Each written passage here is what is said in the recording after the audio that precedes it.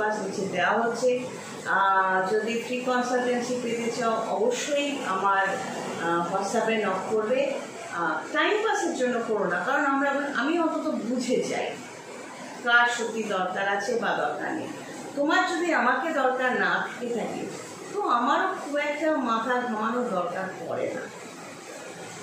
যার যে ডিপার্টমেন্টকে দরকার আমরা সেই ডিপার্টমেন্টে যাই। পুলিশ দরকার হলে আমরা পুলিশের সাথে কন্ট্যাক্ট করতে গেলে থানায় যাই। উকিল দরকার হলে উকিলের চেম্বারে যাই। জ্যোতিষী দরকার হলে জ্যোতিষীর সাথে কন্ট্যাক্ট করি, সে যেখানে যেতে বলছে সেখানে যাব। ডাক্তারের দরকার হলে আমরা ডাক্তারের চেম্বারে যাব। হসপিটাল দরকার হলে, নার্সিংহোম দরকার হলে আমরা সেখানে পৌঁছব। তো কার কতটা প্রয়োজন সেটা যে কোনো সাধারণ মানুষও বুঝতে পারে যে এর কিসের প্রয়োজন, কতটা প্রয়োজন, মানে কোন ডিপার্টমেন্টের প্রয়োজন। যাই হোক, আজকের এই ভিডিওটাকে চেষ্টা করে আমি এটাতে ছোটো ছোটো ভিডিও করার চেষ্টা করছি। সেটা হলো যে লোক ঠকানো এটা কীরকমভাবে হতে পারে, আর স্ট্রেট ফরওয়ার্ড ম্যাটারটা দুটো একসাথে কম্বাইন করে বলছি। প্রথমে লোক ঠকানোটা বলি।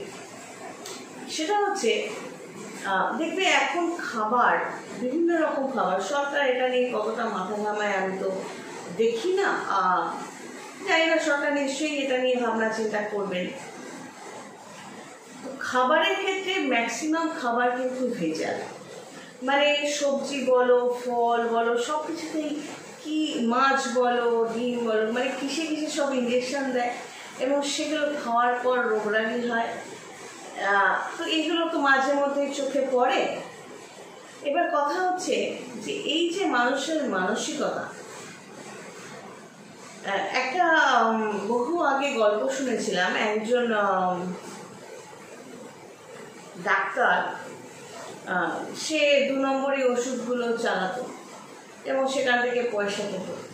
এবার এরকমই গল্পটা ছিল, তার ছেলে মৃত্যুশয্যায়, তখন সে ছেলেকে বাঁচানোর জন্য সমস্ত তার যে হ্যান্ডস রয়েছে তাদের দোকান সব জায়গায় খোঁজ করছে, কিন্তু সবাই যে ওষুধটা দিচ্ছে সেগুলো কিন্তু ওই জাল ওষুধটাই, যেটার ব্যবসা সে এতদিন করে প্রচুর টাকার মালিক হয়েছে কমিশন খেয়ে। তো ছেলেটাকে সে বাঁচাতে পারল না।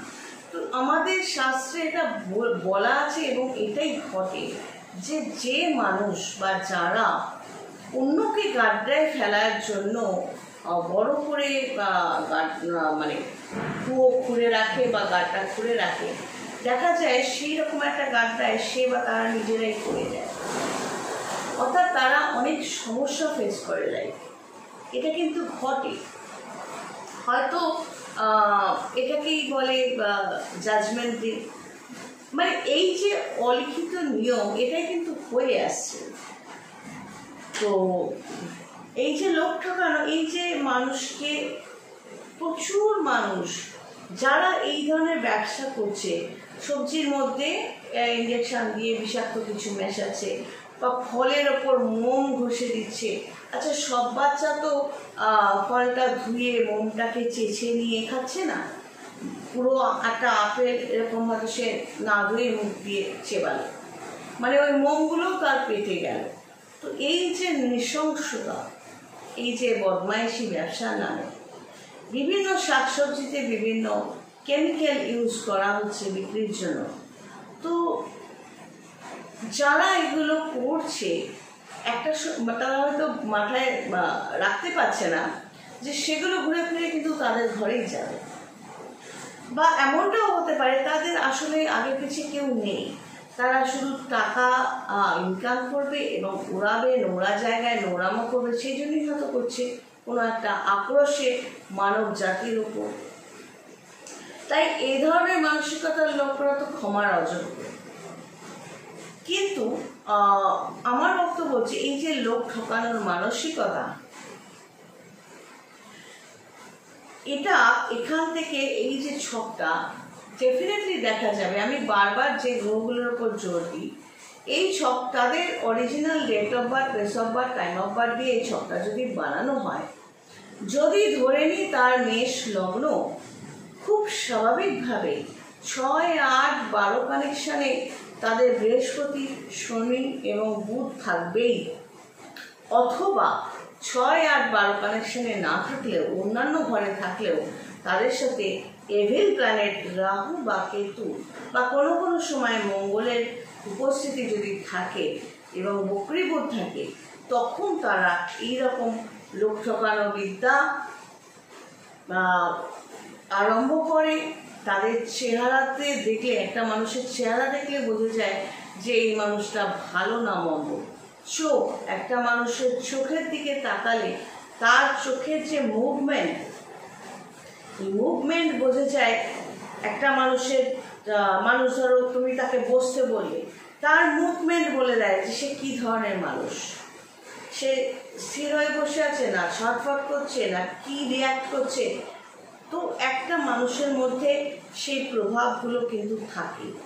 সে হয়তো যারা এই যে 2 নম্বর এগুলো করছে, তারা হয়তো এর মধ্যে ভদ্রসভ্য ড্রেস করে তোমার এখানে উপস্থিত।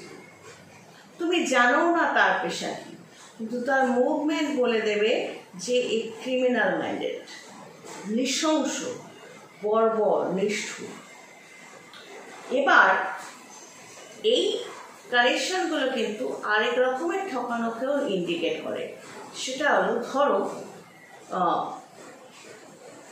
ধরো আমি 2-3 জন লোককে দিয়ে কাজ করাচ্ছি, তারা আমার কাছ থেকে উপকৃত হচ্ছে।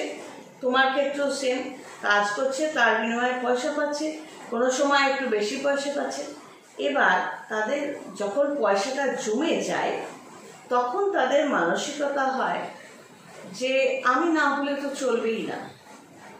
এই নেগেটিভ যে ইগোটা চলে আসে, নেগেটিভ বৃহস্পতি, ফলস ইগো চলে আসে, তখন মনে হয় আমি কিছুদিন না গিয়ে টাইট দেব, এবং ধরে ফেললেও বলবো কেন, আমরা কি মানুষ না, আমরা কি কামাই করতে পারি না? তো এই যে ফলস ইগো, এইটাও কিন্তু লোক ঠকানো, ইচ্ছাকৃত। ধরো তোমার ভাই থেকেও কাজ করছে, তোমার কোনো প্রয়োজনীয় জিনিস বা তোমার পছন্দের জিনিস সে নষ্ট করে দিল, এটাও ওই লোক ঠকানো বা মানুষকে আঘাত করার মানসিকতা। ওই নেগেটিভ বৃহস্পতি, নেগেটিভ শনি, নেগেটিভ গুরু। স্ট্রেট ফরওয়ার্ডনেস, একজন মানুষ হয়তো কেউ হয়তো বলছে আমি খুব স্ট্রেট ফরওয়ার্ড, আমি একে এটা মুখের উপর বলে দিই, ওকে ওটা মুখের উপর বলে দিই। না, দ্বিতীয় ভাব, লগ্ন রাশি সাপেক্ষে দ্বিতীয় ভাব যদি ইভিল প্ল্যানেট, খারাপ প্ল্যানেট দ্বারা যুক্ত হয়, তখন সে মানুষ তীক্ষ্ণ, বিচ্ছিরি কথাবার্তা বলে। তার মনে হবে যে সে স্ট্রেট ফরওয়ার্ড। স্ট্রেট ফরওয়ার্ড মানে এটা কখনোই নয় যে তোমাকে আঘাত করে আমি কোনো কথা বলবো। স্ট্রেট ফরওয়ার্ড মানে এটা, ধরো তুমি আমায় বললে কিছু খাওয়ার জন্য, আমি বললাম না এগুলো আমি খাই না, তুমি খাও। কোথাও আমার সাথে যাবে বলছো, আমি বললাম না আমি তো এই রাস্তায় যাবো, তুমি তোমার রাস্তায় চলে যাও। এটা হলো স্ট্রেট ফরওয়ার্ড, কোনো নাটকীয়তা নেই। আমি বললাম তুমি এইটা না করো না, আমার পছন্দ না, স্ট্রেট ফরওয়ার্ড। কিন্তু আমি এমন কিছু কথা বললাম যেটা তুমি ক্ষিপ্ত হয়ে গেলে, সেটাকে স্ট্রেট ফরওয়ার্ড বলে না। সেটাও ওই যে বললাম যে প্ল্যানেটগুলোর জন্য মানুষ চিটিং করে, মিথ্যাচারিতা করে, ধূর্ত হয়, চালাকি করে, এই প্ল্যানেটগুলোর এই অবস্থানের জন্য এই জিনিসটাও আসে। তাদের মধ্যে সেই বোধটা থাকে না যে স্ট্রেট ফরওয়ার্ডের নামে আমি অসভ্যতা করছি। এই ড্রেসটা পরে ফার্স্ট ভিডিওতে বললাম যে বৃহস্পতি খারাপ মানে সে গেল লাইফে, এবং সে চেষ্টাও যদি না করে বৃহস্পতি ভালো করে। যার বৃহস্পতি খারাপ তার মধ্যে অসভ্যতাগুলো রয়েছে, তারপর সে যদি মনে করো পুজো আচ্ছা জপ টপ করছে, সত্যি কি শেষ পর্যন্ত যত সময় যাবে সে ভালো ভালো রেজাল্ট পাবে না? তাকে মুখ থুবড়ে পড়তে হবে, অথবা রোগ ভোগে তার টাকা বেরিয়ে যাবে। মানসিক অশান্তিতে সে সাইকোলজিক্যাল প্রবলেম ফেস করতে পারে।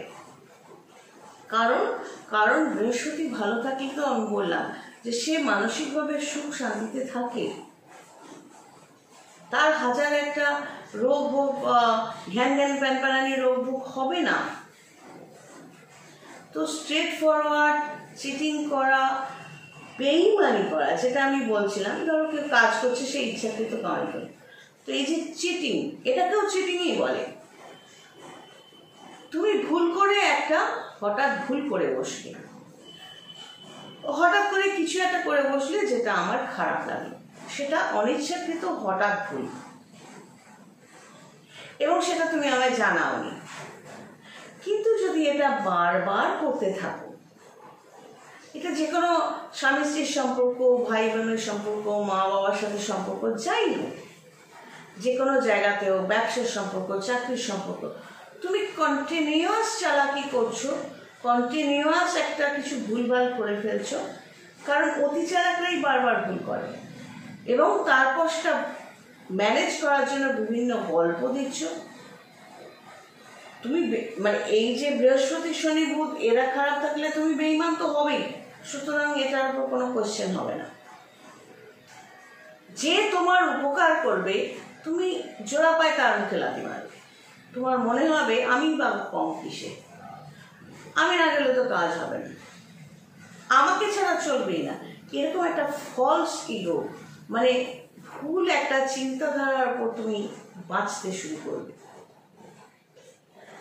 কিন্তু সত্যিটা হচ্ছে জীবনে কেউ কারোর জন্য অপেক্ষাও করে না, কেউ কারোর জন্য বসেও থাকে না, সেটা যে কোনো সম্পর্কে হোক, কেউ কারোর জন্য থেমে থাকে না।